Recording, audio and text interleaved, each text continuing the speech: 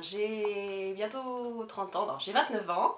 Je fais une thèse d'histoire, donc en fait je donne des cours à la fac à Nanterre en attendant de savoir ce que je fais plus tard, si je retourne bosser au collège ou au lycée, ou si j'ai un jour un poste de fac, donc je sais pas trop, mais pour le moment je donne des cours d'histoire à des étudiants et ça me plaît bien. Alors j'étais stagiaire pendant 6 ans, de mes 11 ans à mes 16 ans, donc ça fait de 1998 à 2003, ouais je crois.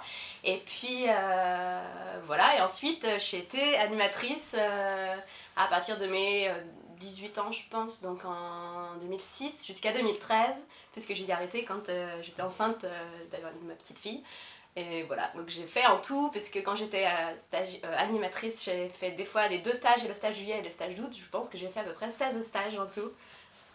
C'était l'époque, il y avait déjà Robin je pense, et puis c'est l'époque de Jean-Mi, Jean-Pierre, il y a Daniel Pasquier qui est venu aussi faire des petits cours d'harmonie, de jazz à l'intérieur, il y a eu plein de d'autres profs, et puis quand j'étais animatrice, c'est l'époque où déjà il y avait Romain, Stéphane, Guillaume, Verret,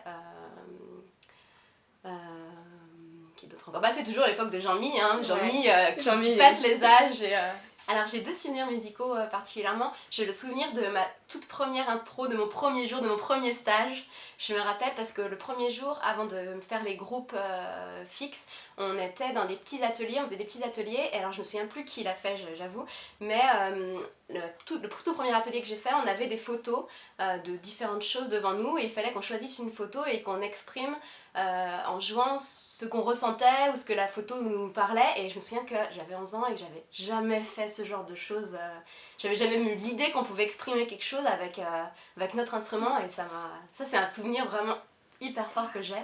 Et puis des morceaux qui m'ont vraiment marqué, d'autres.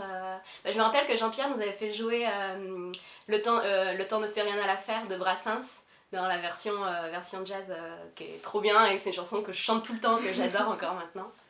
Déjà quand j'ai commencé, j'en avais pas. Ma famille n'écoutait pas de jazz, je connaissais rien, donc c'est Jazz en Air qui a créé mon goût pour le jazz. Et puis ouais, parce que je continue à en écouter et que c'est Jazz en Air qui m'a formée à ce type de musique, ça c'est sûr.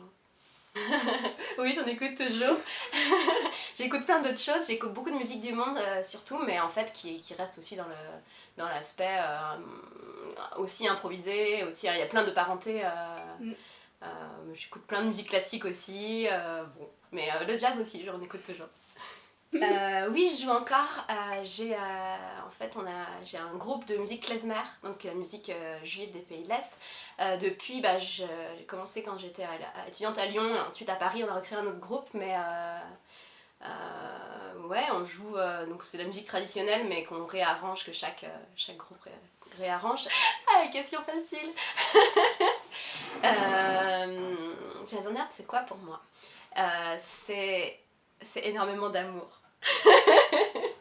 Non, je sais pas, c'est le fait de se retrouver autour de quelque chose de commun qui est la musique, mais c'est aussi autant important humainement de ce qui se crée, d'être d'être tout seul sans les parents pendant 10 jours quand on est ado, et d'être unis par un même goût, et ça crée quelque chose d'incroyable. D'ailleurs, c'est pour ça que tout le monde pleure à la fin comme des madeleines, et les parents veulent venir nous chercher mais nous on veut pas, parce que voilà, c'est quelque chose vraiment fort, humainement très très fort. C'est au moins ça que je retiens, autant que la musique en fait, c'est cet aspect d'amour.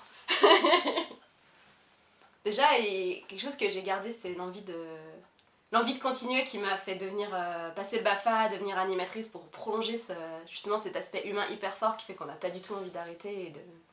Et puis finalement, peut-être si je suis aussi prof aujourd'hui, je dois aussi à cette envie d'être ensemble, de partager, d'essayer de transmettre, Ouais, je pense que ça a aussi un lien avec ça. Le fait d'avoir continué la musique, c'est sûr que j'aurais arrêté sinon. Ouais. Je me souviens... alors déjà, je me souviens un souvenir, comme la Madeleine de Proust, un souvenir olfactif, c'est l'odeur de la barbe à la vanille de Jean-Mi qui nous fait la bise le matin. Et c'est un truc, quand je sens cette odeur de vanille, c'est déjà sonore pour moi. Plein de souvenirs. Je sais pas, les Cluedo, le premier Cluedo que j'ai fait quand j'étais stagiaire, c'était Colin qui d'ailleurs était animateur, qui était déguisé, c'était trop bien. Et ensuite, en étant animatrice, le fait de préparer pendant des jours les histoires les plus compliquées possibles et de se déguiser et après d'être complètement autant à fond que les stagiaires dans le fait de le faire, ça c'est un souvenir. Enfin, le fait d'être animateur et de continuer à faire des buvettes avec des musiques débiles, en dansant, déguisé n'importe comment. C'est aussi ça, à Jazz on Air pour moi c'est aussi l'humour absurde qui fait qu'on se prend pas la tête et qu'on se rend compte que en fait, même dans les veillées qu'on fait, l'important c'est pas de gagner, d'être le meilleur, mais c'est de déconner, d'être ensemble et de partager un truc trop rigolo. Et ça c'est quelque chose qui m'a vachement marqué, qui me marque encore aussi je pense dans ma personnalité. Un autre souvenir qui m'a marqué, c'était les soirées. Quand j'étais stagiaire, on avait le droit de faire des soirées chamallows avec un vrai feu de bois au bord de Saône. Et ça, c'était un moment vraiment qu'on attendait. Maintenant, il y a la boum, mais c'était un moment qu'on attendait, le fait d'être une soirée complètement à part, où on était dans la pénombre, on chantait des chansons. C'est vrai que c'était la dernière soirée, le lendemain, il y avait le concert, et qu'après on allait tous se séparer. Et c'est une soirée un peu hors du temps, et c'est vrai que c'est un souvenir trop beau que je garde aussi. Et puis un autre truc que je vais redire, c'était que finalement Jazz en Herbe, ça m'a aussi, je trouve que ça apporte aussi musicalement par rapport au cursus classique de l'école de musique ou du conservatoire, parce que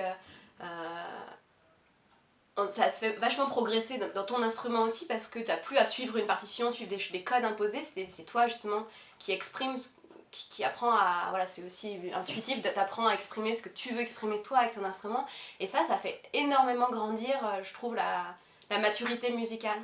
Et puis sur le plan humain, je trouve que tu grandis énormément aussi, c'est une expérience humaine aussi qui est vraiment hyper importante, et je pense que je serais pas la même personne si j'avais pas fait tous ces stages, stagiaire déjà et puis animatrice aussi, parce que c'est aussi un truc de fou quand on est animateur, on peut pas tout raconter mais c'est aussi trop bien. Des 30 ans, ce que j'attends, en fait j'ai été vachement... J'ai vu les 10 ans. La première fois que j'ai entendu parler de Jazz en Herbe, c'était les 10 ans, où j'avais pas encore 10 ans, je pouvais pas le faire, mais j'étais allée voir au stade Noël Perret déjà à Tournu. Et je me dis, waouh, mais c'est incroyable! Tous ces grands qui font de la musique ensemble, c'était trop bien. Après, j'ai fait les 20 ans, j'ai fait les 25 ans, et c'était des moments hyper forts de retrouvailles. Puis aussi, musicalement, je me rappelle encore du morceau d'Elodie des 25 ans qui était à pleurer tellement c'était beau.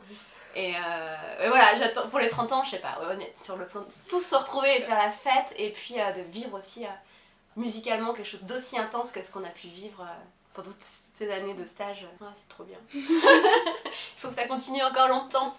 Et je voulais dire quelque chose, je voulais dire merci aux 3 fondateurs, à Jean-Pierre, à Jean-Mi, à Daniel, qui ont eu cette idée incroyable, et le fait que ça fasse 30 ans que ça vive et qu'il y ait toujours des gens super motivés pour faire que ça continue, c'est vraiment la plus belle preuve que c'est... Voilà, que c'est énormément d'amour et qu'on est tous... Ouais, c'est beau, merci, c'est trop bien, c'est trop beau.